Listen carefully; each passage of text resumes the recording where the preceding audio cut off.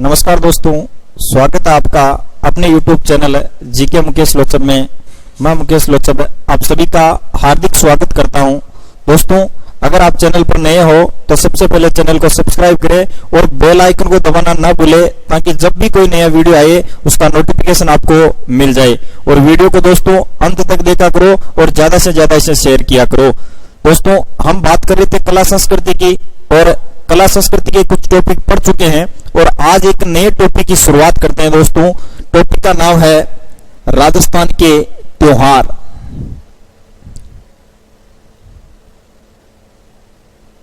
राजस्थान के त्योहार।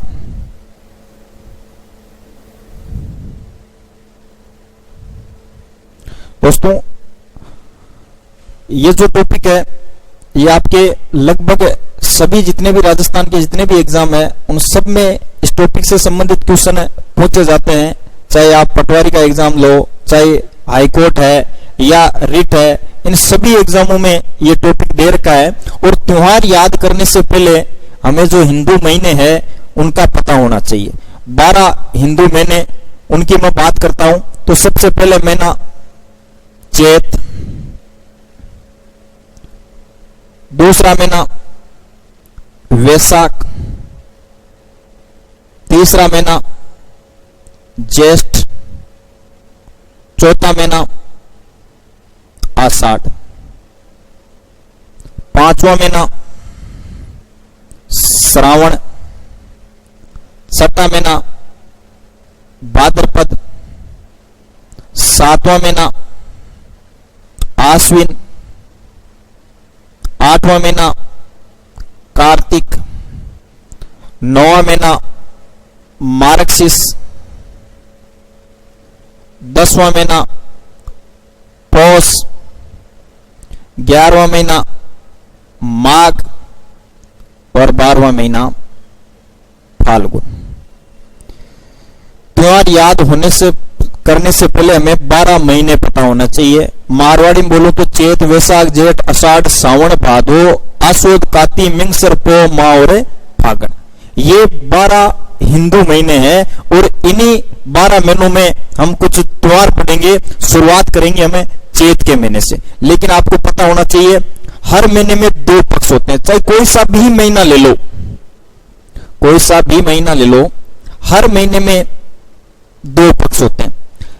एक महीना आपको पता है 30 दिन का होता है, तो 2 पक्ष हो गए कितने कितने दिन के दोस्तों? 15-15 दिन के। 15-15 दिन के 2 पक्ष। 2 पक्ष की मैं बात करूं तो पहला पक्ष हो गया दोस्तों कृष्ण पक्ष, दूसरा पक्ष शुक्ल पक्ष। पहला पक्ष कृष्ण पक्ष और दूसरा पक्ष कौन सा हो गया दोस्तों? शुक्ल पक्ष। बात करो कृष्ण को ही बदी कहा जाता है, यानी कृष्ण पक्ष बोल दो या बदी पक्ष बोल दो। शुक्ल को दोस्तों सुदी कहा जाता है। कृष्ण को बदी और शुक्ल को क्या बोला जाता है दोस्तों? सुदी कहा जाता है। ध्यान देना, 15 दिन होते हैं, तो एकम से लेकर 14 और 14 के बाद कृष्ण पक्ष में तो आती है दोस्तों अमावस्या। 15 दिन हो गए अमावस्या तक। अमावस्या के बाद शुक्ल पक्ष शुरू होगा और शुक्ल पक्ष जिसे सुदी भी कहा जाता है, इसका 15वां दिन होता है शुक्ल पक्ष का पूर्णिमा। और महीने का 30वां दिन हो गया। 15 कृष्ण के 15 शुक्ल के, तो 30वां दिन होता है पूर्णिमा। पूर्णिमा का मतलब महीना पूर्ण हो जाता है। इस दिन महीना पूर्ण, महीना समाप्त, महीना पूर्ण। तो दोस्तों महीना पूरा कब होता है? महीना पूरा होता है पूर्णिमा के दिन। इसके अलावा ध्यान देना दोस्तों, आपने मारवाड़ी भाषा में क्या हुआ तो पहला 15 दिन अंधेरी का और अगला 15 दिन चांदनी का हो। अब कई बार क्या होता है कि याद नहीं होते कि कृष्ण पहले आता है या शुक्ल पहले आता है। इसके लिए आपको ध्यान देना है, वर्णमाला आपको सबको पता है। वर्णमाला में क पहले आता है और स बाद में आता है। ब पहले आता है बदी और स बाद में आता है सुदी। ए पहले आता है अमावस्या और प बाद में आता है पूर्णिमा का। तो मतलब ही हो गया पूर्ण होना, यानी इस दिन महीना पूरा हो जाता है। और ए पहले आता है अंधेरी और के बाद में आता तो चांदनी। ये केवल एक परिचय हो गया त्योहारों का। दोस्तों जल्दी से इनका स्क्रीनशॉट ले लीजिए आप।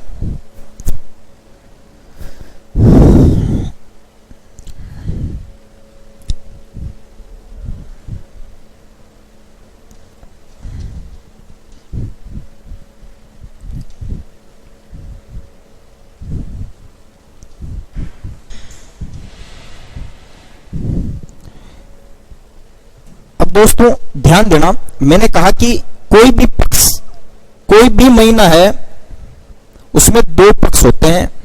पहला पक्ष कर्षण पक्ष होता है। कर्षण पक्ष को ही बदी कहा जाता है। कर्षण पक्ष बोल दो या बदी बोल दो। तो इससे होती है महीने की शुरुआत। आपसे पूछ लिया जाए कि हिंदू महीने की शुरुआत, तो हिंदू महीने की जो शुरुआत है वो कौन से पक्ष से हो रही है दोस्तों? कर्षण पक्ष से। हिंदू महीने की शुरुआत कर्षण पक्ष से, लेकिन नववर्ष की शुरुआत, हिंदू नववर्ष की शुरुआत, हिंदू नववर्ष की शुरुआत दोस्तों ध्यान देना शुक्ल पक्ष से होती है। और आपको पता है शुक्ल पक्ष को बोला जाता है सुदी। कोई सा भी महीना, चाहे चैत वैशाख ज्येष्ठ कोई सा भी महीना ले लो, वो महीना शुरू होगा कृष्ण पक्ष से। लेकिन जो हिंदुओं का नया साल लगता है वो चैत के जब कृष्ण पक्ष के 15 दिन निकल जाते हैं, उसके बाद जब एकम आती है शुक्ल पक्ष की एकम, चैत्र शुक्ल एकम, उस दिन हिंदुओं का नया साल लगता है। तो ध्यान देना दोस्तों, हिंदुओं का जो महीना होता है उस महीने की शुरुआत कृष्ण पक्ष से, लेकिन हिंदू नववर्ष की शुरुआत है वो किससे होती है दोस्तों? शुक्ल पक्ष से होती है। ये चीज आपको ध्यान देना। और एकम जो होती है, उस एकम को प्रतिपदा भी कहा जाता है। अभी बात की, कृष्ण को बदी बोला जाता है, शुक्ल को सुदी बोला जाता है। और किसी भी महीने में जो एकम आती है, चाहे चैत वैशाख कोई सा भी महीना हो, उस एकम को ही अन्य किस नाम से जाना जाता है दोस्तों? प्रतिपदा के नाम से जाना जाता है। अब मैं बात कर लेता हूं दोस्तों जो हिंदू महीने हैं उनकी, और उसके अलावा कुछ संवत जो है, जैसे शक संवत है, विक्रम संवत है, इनकी मैं बात कर लेता हूं दोस्तों। ये भी स्क्रीनशॉट ले लीजिए जल्दी से कि महीने की शुरुआत कृष्ण पक्ष से और नववर्ष की शुरुआत शुक्ल पक्ष से। एकम को ही क्या बोला जाता है? प्रतिपदा कहा जाता है।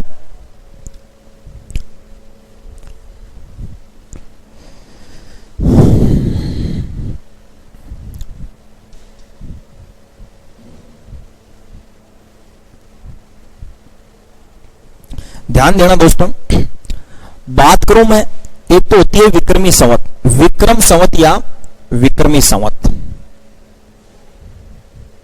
एक होती है आपको पता है ईस्वी सन, ईस्वी सन। और एक आपको ध्यान देना शक संवत। एक हिजरी संवत भी होती है, वो जब हम मुस्लिम त्योहार पढ़ेंगे उसमें पढ़ेंगे हिजरी संवत। विक्रम संवत, ईस्वी सन और शक संवत। ईस्वी सन अंग्रेजी कैलेंडर, जैसे 2020 ईस्वी सन चल रही है, अभी 2020 चल रही है अभी। इधर विक्रमी संवत और शक संवत, इनकी मैं बात कर लेता हूं। बात करूं मैं विक्रमी संवत की दोस्तों, विक्रमी संवत की बात करूं तो इसकी शुरुआत एक विक्रमादित्य नामक राजा हुआ था। इसने 58 ईसा पूर्व शकों को पराजित किया था और 57 ईसा पूर्व इसने चलाई थी विक्रम संवत। विक्रमादित्य नामक शासक ने 58 ईसा पूर्व शकों को पराजित किया था और विक्रमादित्य की उपाधि धारण की थी। और विक्रमादित्य ने 57 ईसा पूर्व विक्रम संवत चलाई थी। 57 ईसा पूर्व बोल रहा हूं दोस्तों, ईसा पूर्व यानी ईस्वी सन से भी 57 साल पहले। जो एक ईस्वी सन से शुरुआत हुई है उससे पहले की जो वर्ष है, पहले की जो डेट है वो पीछे की तरफ चलती है। 57 ईसा पूर्व है, 60 ईसा पूर्व है, 100 ईसा पूर्व ऐसे बोलते हैं हमें। 57 साल पहले। तो दोस्तों सीधी सी बात है, ये बाद में शुरू हुई है तो ये तो आगे रहेगी, पीछे नहीं रहेगी। वर्तमान विक्रम संवत की मैं बात करूं वर्तमान, तो वर्तमान में देखो दोस्तों 2020 तो ईस्वी सन है, 57 में बोल रहा हूं आगे चलती है, तो वर्तमान में 2077 ये चल रही है विक्रम संवत। वापिस ध्यान देना दोस्तों, विक्रमादित्य नामक शासक ने 57 ईसा पूर्व ईस्वी सन से 57 साल पहले क्या चलाई थी, विक्रमी संवत चलाई थी। ईस्वी सन शुरू होने से 57 साल पहले ही विक्रमी संवत की शुरुआत हो चुकी थी। तो विक्रमी संवत जो होती है वो ईस्वी सन से 57 साल आगे चलती है। ईस्वी सन का सबको पता है 2020 चल रही है, 57 में बोल रहा हूं आगे चलती है, तो 2020 प्लस 57 बराबर 2077। तो वर्तमान में विक्रम संवत क्या चल रही है दोस्तों, 2077 चल रही है। आगे मैं बात करूं एक संवत की, शक संवत। शक संवत की मैं बात करूं तो एक शासक हुआ था कनिष्क नाम का। कनिष्क जो शासक था कुषाण वंश का, प्रथम शताब्दी की बात है, भारत में शासन कर रहा था उस समय कुषाण वंश, और कुषाण वंश का शक्तिशाली शासक था जिसका नाम था दोस्तों कनिष्क। और कनिष्क ने अपना राज्याभिषेक करवाया था 78 ईस्वी, ईसा पूर्व की बात नहीं कर रहा हूं मैं, बात कर रहा हूं ईस्वी की। शक संवत, वापस ध्यान देना दोस्तों, कनिष्क नामक शासक जो कुषाण वंश का शक्तिशाली शासक था, उसने 78 ईस्वी में अपना राज्याभिषेक करवाया था। और राज्याभिषेक के समय दोस्तों इसने संवत चलाई थी, उसी संवत को कहा जाता है शक संवत। शक संवत कब हुई शुरुआत, 78, यानी ईस्वी सन के कितने साल निकल चुके थे, 78 साल निकल चुके थे। तो सीधी सी बात है ये चलेगी पीछे, शक संवत पीछे चलेगी। पीछे कैसे चलेगी, क्योंकि 78 साल निकल चुके हैं ईस्वी सन के। ये तो शुरुआत ही ईस्वी सन से पहले हुई थी, इसकी तो 57 साल, तो ये तो चलेगी आगे और ये चलेगी दोस्तों पीछे। वापस ध्यान दो, कनिष्क शासक कुषाण वंश का, इसने राज्याभिषेक करवाया 78 वर्ष में, 78 ईस्वी में ही इसने शक संवत चलाई थी। तो ये ईस्वी सन से 78 साल पीछे चलती है, ये 57 साल आगे चलती है और ये 78 साल दोस्तों पीछे चलती है। तो मैं वर्तमान शक संवत की बात कर लेता हूं। वर्तमान शक संवत की मैं बात करूं तो ईस्वी सन जो 2020 चल रही है, ईस्वी सन -78 2020 -78 तो 1942, यानी शक संवत का आधार पर तो पड़ो देश आजादी को नहीं। गांधी जी के नेतृत्व में आंदोलन कर रहे हैं हाल, भारत छोड़ो आंदोलन 1942, यानी शक संवत क्या चल रही है हमारे 1942 चल रही है। वापस ध्यान देना दोस्तों, शक संवत 78 साल में इसकी शुरुआत हुई 78 ईस्वी में, इस वजह से ये ईस्वी सन से पीछे चलती है। 2020 -78 वर्तमान में 1942 क्या चल रही है, शक संवत चल रही है दोस्तों। ध्यान देना 22 मार्च 1957 को भारत सरकार ने इस शक संवत को राष्ट्रीय पंचांग घोषित किया है, राष्ट्रीय संवत घोषित किया। तो इस चीज का ध्यान देना दोस्तों कि हमारी राष्ट्रीय संवत कौन सी है, तो हमारी राष्ट्रीय संवत विक्रम संवत और ईस्वी सन नहीं है, हमारी राष्ट्रीय संवत कौन सी है दोस्तों, शक संवत है। 22 मार्च 1957 को इसे राष्ट्रीय पंचांग राष्ट्रीय संवत घोषित किया गया दोस्तों, किसको, शक संवत। अब दोस्तों ध्यान देना, इनमें अंतर देखो, ईस्वी सन और विक्रमी संवत इनमें अंतर है 57 साल का। ईस्वी सन और शक संवत इनमें अंतर है 78 साल का।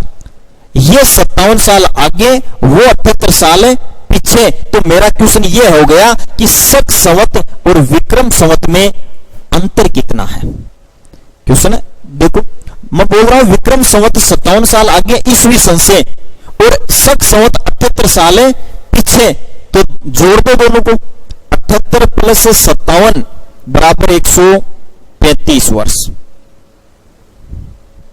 सीधी सी बात है, ये तो 57 आगे चल रहा है, ये 78 पीछे चल रहा है। इन दोनों के बीच का अंतर पूछा है मैंने कि विक्रमी संवत और शक संवत में। आपसे यह पूछा जाए कि ईस्वी सन और विक्रमी संवत में अंतर कितना, तो 57 साल का। ईस्वी सन और शक में पूछा जाए तो अंतर कितना है दोस्तों, 78 का। लेकिन विक्रमी संवत और शक संवत का अंतर पूछा जाए तो ये अंतर कितना हो गया दोस्तों? 135 का। वर्तमान में बात कर लो, वर्तमान में 1942 तो शक संवत चल रही है और 2077 ये विक्रम संवत चल रही है। निकाल लो 2077 माइनस 1942, तो आपका उत्तर होगा दोस्तों 135।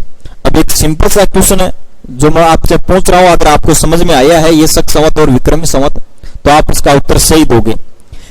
135 का अंतर बोल रहा हूं मैं। अगर शक संवत पहले से ही दे रखी है जो पीछे चलती है, शक संवत पहले से ही दे रखी है जो पीछे चलती है, अगर विक्रम संवत आपसे पूछ लिया जाए तो 135 जोड़ना है। अगर पहले से ही विक्रम संवत दे दी गई है आपको क्वेश्चन में और शक संवत पूछ ली जाए तो 135 माइनस निकाल देना, क्योंकि ये तो पीछे चलती है, ये आगे चलती है। बस इतना ही ध्यान रखना कि पीछे कौन सी चलती है, शक संवत पीछे चलती है तो 135 माइनस कर देना, और विक्रम संवत आगे चलती है, विक्रम संवत पूछ ली जाए तो 135 जोड़ देना। अब मेरा सीधा सा एक क्वेश्चन है जिसका उत्तर आप कमेंट बॉक्स में जरूर देना दोस्तों। मेरा क्वेश्चन यह है कि वर्तमान में 1928 ये शक संवत है, वर्तमान में 1928 शक संवत चल रही है, विक्रमी संवत क्या होगी? वर्तमान में शक संवत 1928 चल रही है तो वर्तमान में विक्रमी संवत क्या होगी? इसका उत्तर दोस्तों आप मुझे कमेंट बॉक्स में देना, ताकि अब हम शुरुआत करते हैं त्योहारों की दोस्तों।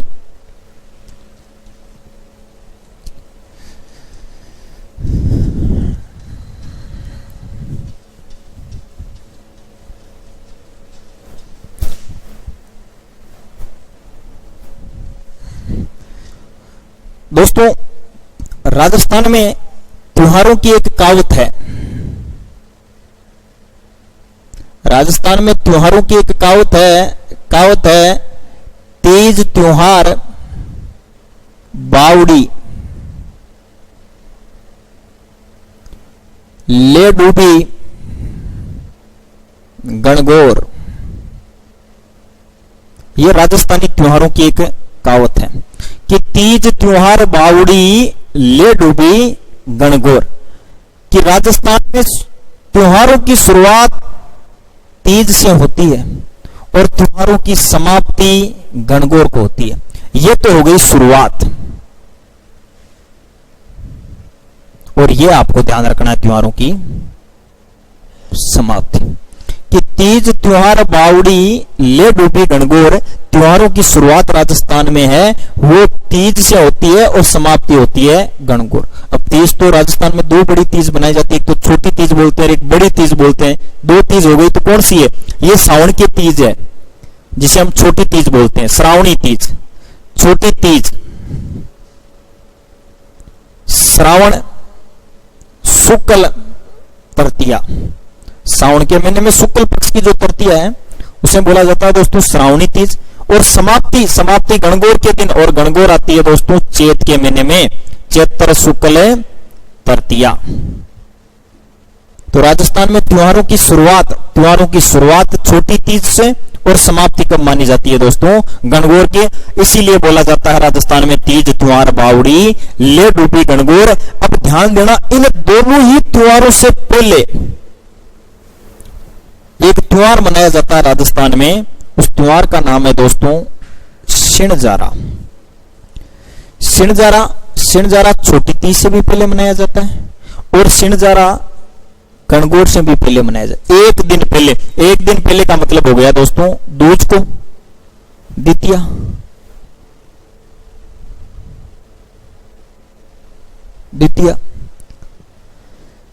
छोटी तीज के एक दिन पहले सिणजारा और गणगौर के एक दिन पहले सिणजारा, चैत्र शुक्ल द्वितीया और श्रावण शुक्ल द्वितीया को सिणजारा का त्योहार मनाया जाता है। सिणजारा का मतलब आप जानते हो दोस्तों कि कोई नवविवाहिता होती है या नई नई सगाई होती है तो जो लड़के के परिवार वाले होते हैं वो लड़की के घर पर वस्त्र है, आभूषण है, मिठाई है, फल फ्रूट है और आए तो एक एंड्रॉइड मोबाइल भी भेजे सा बाही चीज का ही है सिणजारा है। जल्दी से स्क्रीनशॉट ले लीजिए दोस्तों इस कहावत का।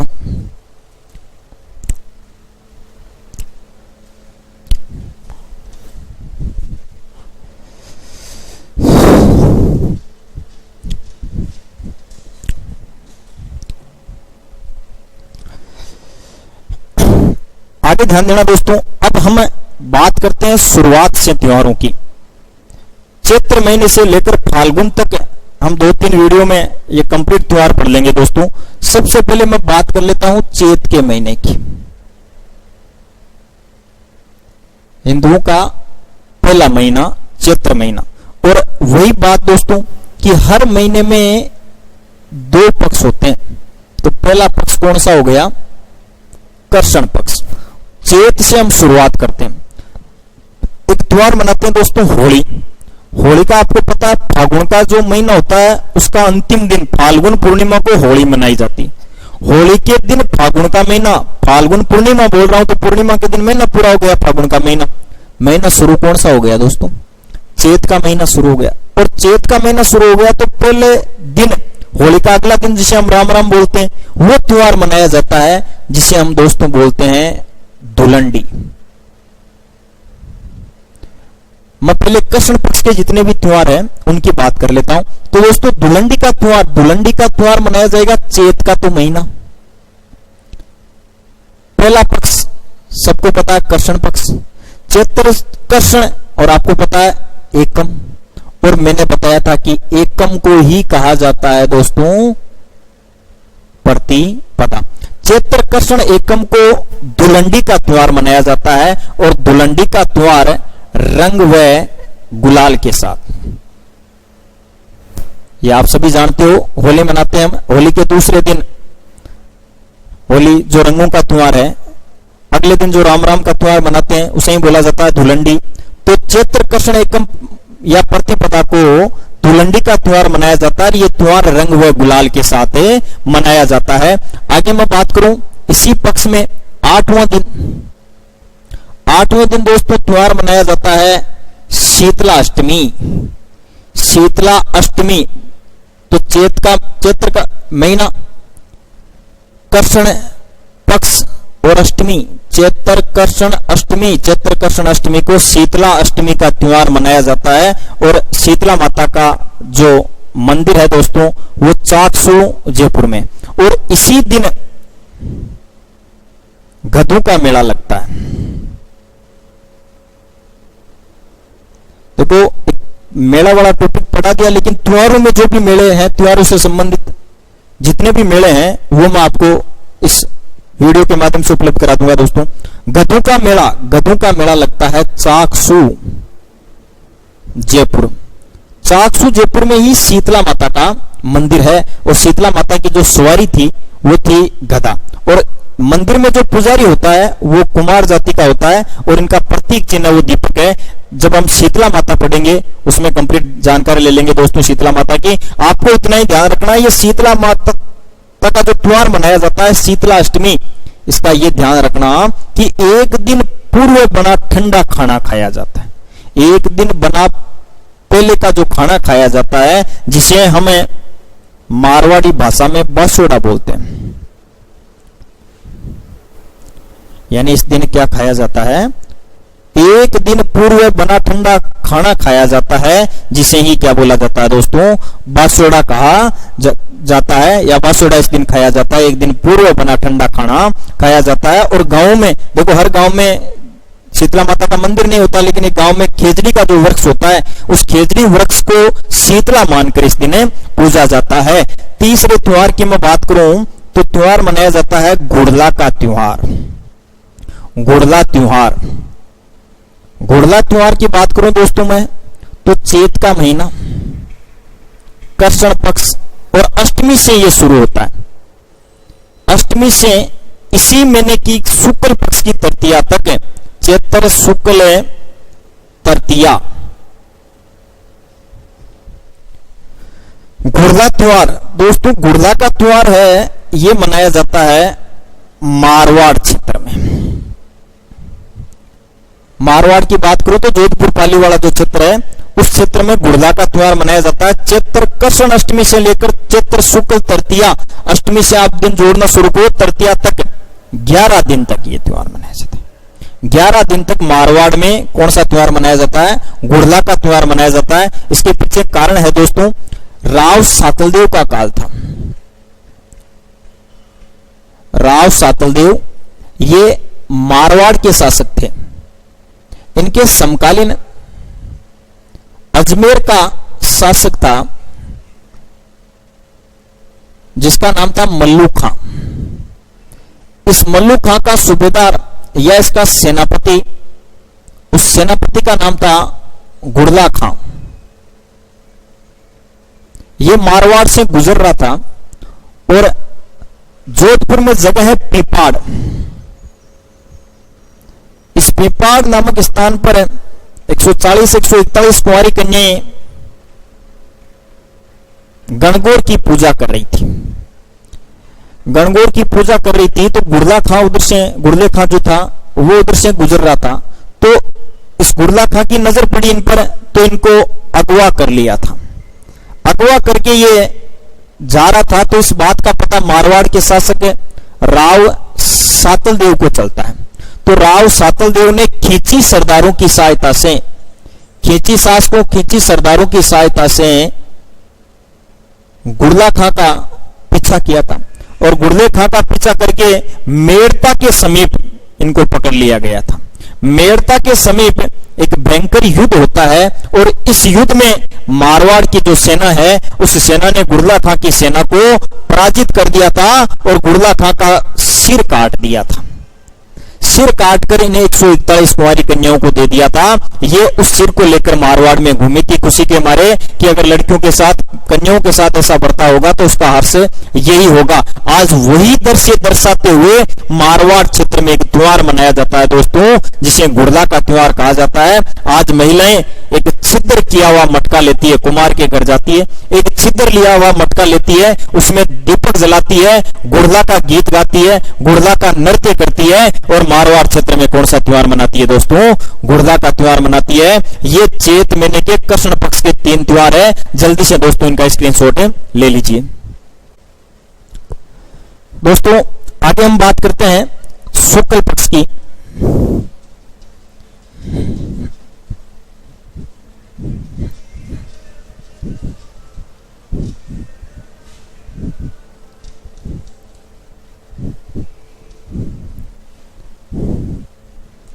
शुक्ल पक्ष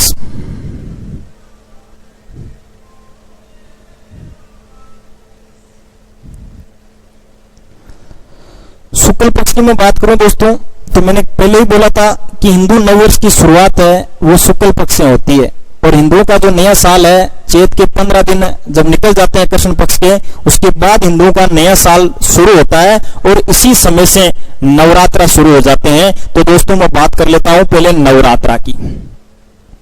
नवरात्रा, इन नवरात्रों में 4-5 हम त्योहार पढ़ेंगे दोस्तों। नवरात्रा, नवरात्रा का मतलब 9 दिन तक चलेंगे। तो 9 दिन चैत का महीना,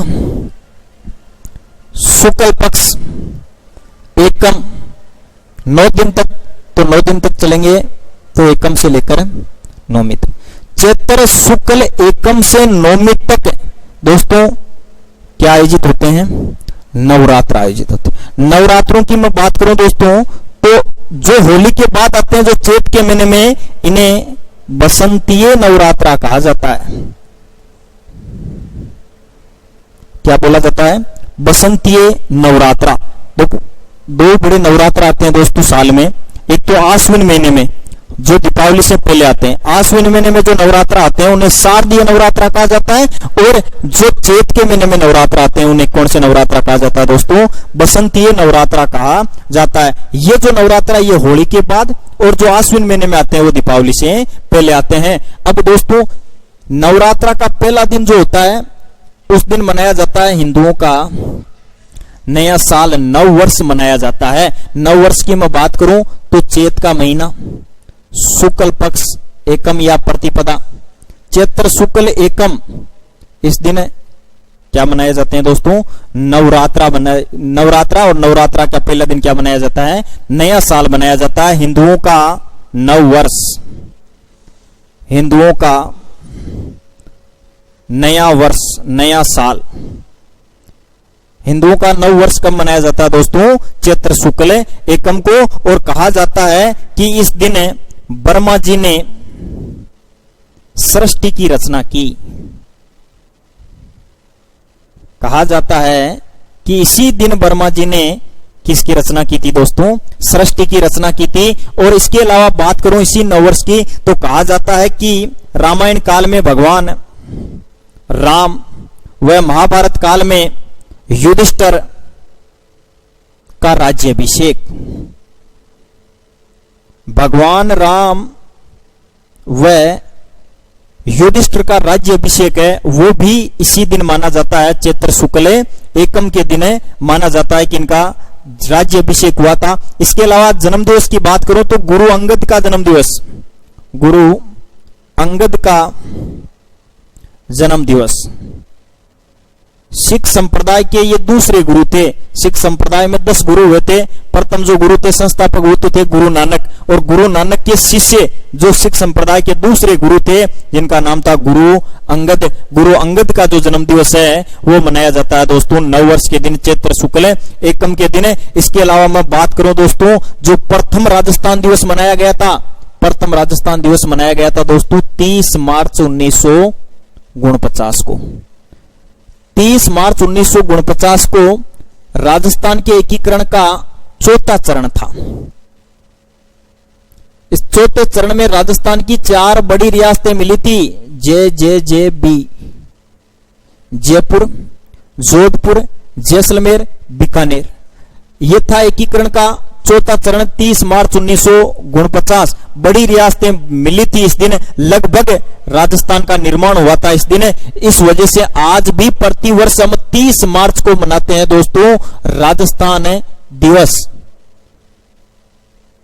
और जो प्रथम राजस्थान दिवस मनाया गया था वो मनाया गया था दोस्तों नए साल के दिन, नव वर्ष के दिन।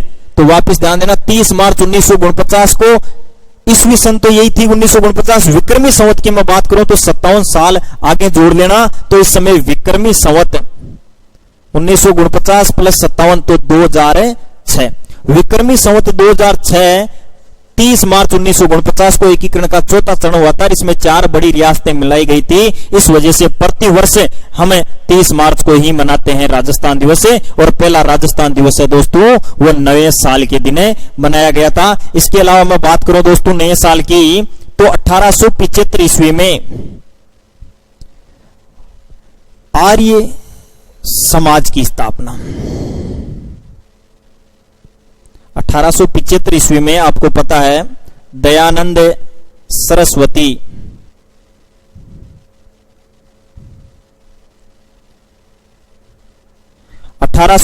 ईस्वी में दयानंद सरस्वती ने आर्य समाज की स्थापना की थी बंबई में। और जिस दिन आर्य समाज की स्थापना की गई थी दोस्तों उसी दिन था हिंदुओं का नया साल, नव वर्ष था। इसके अलावा मैं बात करूं तो नवरात्रा जो आते हैं, नवरात्रा के दिन से ही एक व्रत शुरू होता है। 3 दिन तक ये व्रत चलता है दोस्तों, अरुदंती व्रत।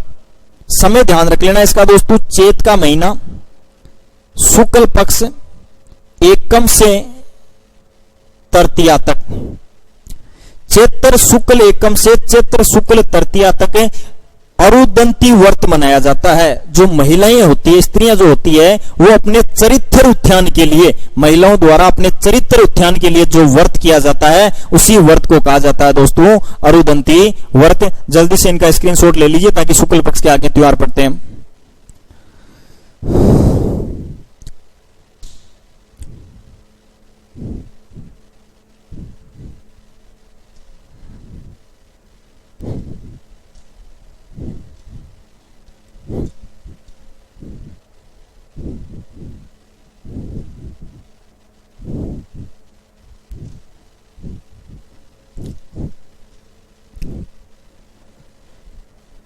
अब दोस्तों नवरात्रा में ही जो तीसरा दिन होता है उस दिन एक शुक्ल पक्ष में त्योहार मनाया जाता है। त्योहार है गणगौर। गणगौर का जो त्योहार है ये मनाया जाता है दोस्तों चैत का महीना, शुक्ल पक्ष तृतीया। कई बार इससे गणगौर से क्वेश्चन पूछे गए तो ध्यान से पढ़ना इसको। गणगौर, गण का मतलब होता है दोस्तों ईश्वर। गौर का मतलब होता है दोस्तों गंवर। कहने का मतलब ये त्योहार किसको समर्पित है? शिव व पार्वती को। होली के अगले दिन से पूजा होती है गणगौर की, और कहा जाता है कि गणगौर की 16 दिनों तक पूजा होती है। गणगौर कितने दिन तक पूजी जाती है? 16 दिन तक, और आती है होली के 18 दिन बाद में।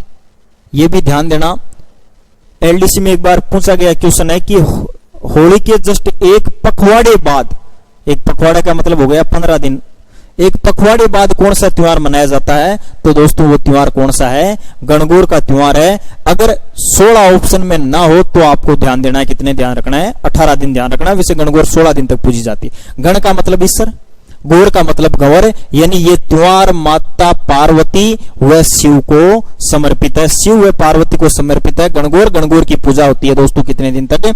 16 दिन तक। और सर्वाधिक गीतों वाला त्योहार, यह भी आया हुआ क्वेश्चन है कि किस त्योहार के सर्वाधिक गीत है? तो सर्वाधिक गीतों वाला जो त्योहार है वो भी किसको माना जाता है दोस्तों? गणगौर को माना जाता है। और गणगौर की जो प्रसिद्ध सवारी है, गणगौर की सवारी, ये गणगौर की सवारी निकाली जाती है दोस्तों जयपुर व उदयपुर में। यह आपको ध्यान देना दोस्तों, गणगौर की प्रसिद्ध सवारी है वो कहां पर निकाली जाती है दोस्तों? जयपुर व उदयपुर में गणगौर की सवारी निकाली जाती है। और आपको ध्यान देना है, गणगौर होटल ये आरटीडीसी का होटल है। आरटीडीसी, आरटीडीसी का मतलब हो गया दोस्तों राजस्थान टूरिज्म डेवलपमेंट कॉर्पोरेशन। का उद्देश्य है कि राजस्थान में जो पर्यटन जो आते हैं बाहर से, उनके लिए खान पान रहन सहन की सुविधा उपलब्ध करवाते हैं। तो आरटीडीसी का गणगौर नामक जो होटल है दोस्तों, वो गणगौर होटल कहां पर है? जयपुर में। ये चीज आपको ध्यान रखनी है। इसके अलावा मैं गणगौर की मैं बात करूं तो जैसलमेर में गणगौर का त्योहार अगले दिन मनाया जाता है। ये ध्यान रखना दोस्तों, जैसलमेर में गणगौर का त्योहार चैत्र शुक्ल चतुर्थी को मनाया जाता है। और यहां की जो सवारी निकाली जाती है, उस सवारी में गंवर अकेली होती है। सीधा सा पूछा गया क्वेश्चन है दोस्तों कि बिना ईश्वर की गणगौर कहां पूजी जाती है? तो बिना ईश्वर की गणगौर है दोस्तों वो कहां पर पूजी जाती है? जैसलमेर। कोई प्राचीन काल की घटना है जिसमें बीकानेर के शासक जब जैसलमेर में सवारी निकाली जा रही थी तो कोई युद्ध होता है। उस युद्ध में जब सवारी निकाली जा रही थी तो जो ईश्वर जी थे उनको उठा कर ले गए थे। तो आज भी जो गणगौर की सवारी निकाली जाती है जैसलमेर में, उसमें आज भी गंवर क्या होती है दोस्तों? अकेली होती है। और ये जो गणगौर है ये मनाई जाती है यहाँ पर चैत्र शुक्ल चतुर्थी को। बिना ईश्वर की गणगौर होती है और बिना ईश्वर की गंवर को पूजा जाता है, वो जैसलमेर में पूजा जाता है। एक गणगौर प्रसिद्ध है दोस्तों नाथद्वारा की। नाथद्वारा, और नाथद्वारा प्रसिद्ध स्थान है, श्रीनाथ जी का मंदिर है यहां पर, श्रीनाथ जी का मंदिर। नाथद्वारा की मैं बात करूं दोस्तों तो नाथद्वारा में जैसलमेर के भी अगले दिन चैत्र शुक्ल पंचमी, चैत्र शुक्ल पंचमी को गुलाबी गणगौर, ये भी आया हुआ क्वेश्चन है दोस्तों कि गुलाबी गणगौर कहां मनाई जाती है? तो गुलाबी गणगौर है वो कहां पर मनाई जाती है दोस्तों? नाथद्वारा राजसमंद में गुलाबी गणगौर मनाई जाती है। और गुलाबी गणगौर मनाई कब जाती है दोस्तों? चैत्र शुक्ल पंचमी। चैत्र शुक्ल पंचमी को नाथद्वारा, नाथद्वारा कहां की जगह है दोस्तों? राजसमंद। नाथद्वारा राजसमंद में जो गणगौर मनाई जाती है वो गणगौर कौन सी गणगौर मनाई जाती है दोस्तों? गुलाबी गणगौर मनाई जाती है। ये चीजें दोस्तों आपको ध्यान रखना है कौन से त्योहार के बारे में? गणगौर त्योहार के बारे में। गणगौर त्योहार के बारे में स्क्रीनशॉट ले लीजिए जल्दी से दोस्तों।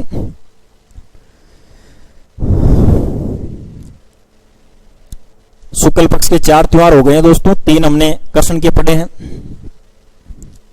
अभी चैत महीने की बात कर रहे हैं। आगे मैं बात करूं इस महीने में तो नवरात्रा का जो 8वां दिन होता है चैत्र महीने में,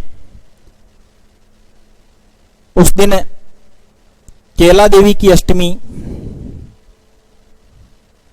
या अशोका अष्टमी। चैत का महीना दोस्तों, शुक्ल पक्ष और अष्टमी।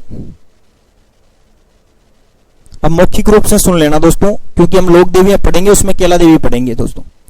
यादव जो वंश है, उस यादवों की कुल देवी है केला देवी, और केला देवी की अष्टमी मनाई जाती है चैत्र शुक्ल अष्टमी के दिन।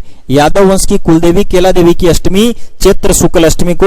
और आपको पता है दोस्तों, केला देवी की आराधना में लांगुड़िया गीत गाया जाता है, और करौली में केला देवी का मंदिर है। इसके अलावा इसी दिन अशोकाष्टमी, तो सीधी सी बात है किस वृक्ष की पूजा होती है इस दिन? अशोक वृक्ष की पूजा होती है। किस दिन? अशोकाष्टमी। सीधा सा क्वेश्चन पूछा जाएगा कि अशोकाष्टमी कब मनाई जाती है, तो दोस्तों चैत्र शुक्ल अष्टमी के दिन अशोकाष्टमी का त्योहार मनाया जाता है। नवरात्रा का अंतिम दिन रामनवमी। रामनवमी चैत्र शुक्ल नवमी। और रामनवमी का दोस्तों आपको पता है, भगवान राम मर्यादा पुरुषोत्तम है, भगवान राम का जन्म दिवस है, यानी राम का जन्म दिवस इस दिन।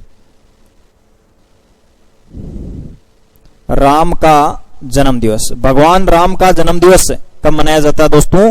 चैत्र शुक्ल नवमी के दिन मर्यादा पुरुषोत्तम भगवान राम का जन्म दिवस मनाया जाता है। और दोस्तों ध्यान देना, इस दिन सरयू नदी में रामायण का पाठ तो किया जाता है, और सरयू नदी में स्नान किया जाता है, और स्नान करके पुण्य कमाया जाता है। कहा जाता है सरयू नदी में इस दिन स्नान करना पुण्य माना जाता है। तो ये हो गई दोस्तों रामनवमी। अब मैं बात करूं त्रयोदशी की, तो त्रयोदशी को महावीर जयंती। महावीर जयंती चैत का महीना, शुक्ल पक्ष और तेरस। चैत्र शुक्ल त्रयोदशी को त्योहार मनाया जाता है दोस्तों महावीर जयंती। और आपको पता है ये थे जैन धर्म के 24वें तीर्थंकर, या जैन धर्म के वास्तविक संस्थापक। जैन धर्म के संस्थापक तो ऋषभदेव थे, और जैन धर्म के वास्तविक संस्थापक किनको माना जाता है? महावीर स्वामी को। और कौन से नंबर के तीर्थंकर थे? 24 में।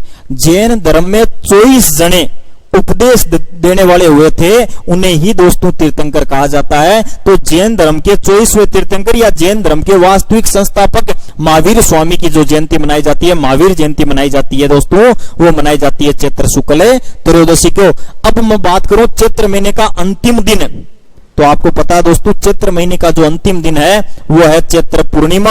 और चैत्र पूर्णिमा के दिन हनुमान जयंती मनाई जाती है। हनुमान जयंती मनाई जाती है दोस्तों चैत्र पूर्णिमा को। अब दोस्तों ये भी आप जानते हो हनुमान जी की जयंती, तो इस दिन राजस्थान में 2 प्रसिद्ध मेले लगते हैं। मेला एक तो सालासर, सालासर चोरू की जगह, यहां मंदिर है, हनुमान जी का मंदिर है। इसके अलावा मेहंदीपुर बालाजी ये दोसा, यहां पर भी दोस्तों क्या आयोजित होता है? मेला। और इस दिन चैत्र पूर्णिमा के दिन मनाई जाती है दोस्तों हनुमान जयंती। और इसी दिन दोस्तों ध्यान रखना संत पीपा की जयंती। चैत्र पूर्णिमा के दिन ही किसकी जयंती मनाई जाती है? दर्जियों के आराध्य देवता एक शासक थे जो पहले गागरोन झालावाड़ के प्रताप सिंह जिनका वास्तविक नाम था। तो प्रताप सिंह की जयंती या संत पीपा की जयंती है दोस्तों, वो भी कब मनाई जाती है दोस्तों? हनुमान जयंती के दिन, चैत्र पूर्णिमा के दिन। ये दोस्तों चैत महीने के चैत महीने के जितने भी त्योहार है, चैत्र महीने के कंप्लीट जो त्योहार है वो मैंने आपको पढ़ा दिए। अगले आगे के वीडियो में और भी जितने भी बाकी बचे जो त्योहार है उनकी हम बात करेंगे दोस्तों। स्क्रीनशॉट ले लीजिए चैत्र महीने का।